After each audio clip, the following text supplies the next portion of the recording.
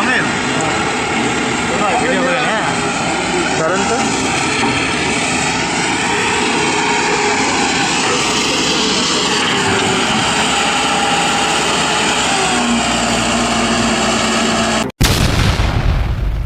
আসসালামু আলাইকুম। আপনারা দেখছেন এখন সংবাদ 24, সাথে আছি আমি অহনা।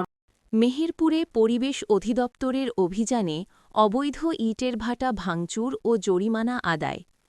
আব্দুল কাইয়ুম খান। গত ১৯ জানুয়ারি পরিবেশ অধিদপ্তর খুলনা বিভাগীয় কার্যালয়ের বিজ্ঞ নির্বাহী ম্যাজিস্ট্রেট জনাব মমতাজ বেগমের নেতৃত্বে পরিবেশ অধিদপ্তর মেহেরপুর জেলা কার্যালয়ের উদ্যোগে মেহেরপুর জেলা পুলিশ ও আনসার ব্যাটালিয়নের সহযোগিতায় মেহেরপুর জেলার ৩টি উপজেলায় ইট প্রস্তুত ও ভাটা স্থাপন নিয়ন্ত্রণ আইন অমান্য করে ইটভাটা পরিচালনা করার অপরাধে সদর উপজেলার মেসার্স আলিফ ব্রিক্সকে ২,৫০,০০০ টাকা জরিমানা করা হয় এবং ইটভাটার কিলন ভেঙে দেওয়া হয়। মুজিবনগর উপজেলার মেসার্স এলএলএম ব্রিক্সকে ২,৫০,০০০ টাকা জরিমানা করা হয় এবং ইটভাটার কিলন ভেঙে দেওয়া হয়।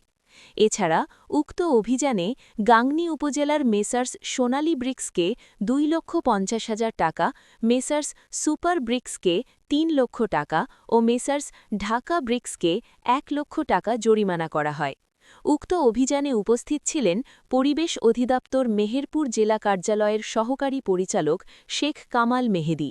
অভিযানে প্রসিকিউটরের দায়িত্ব পালন করেন পরিবেশ অধিদপ্তর মেহেরপুর জেলা কার্যালয়ের পরিদর্শক টিপু সুলতান।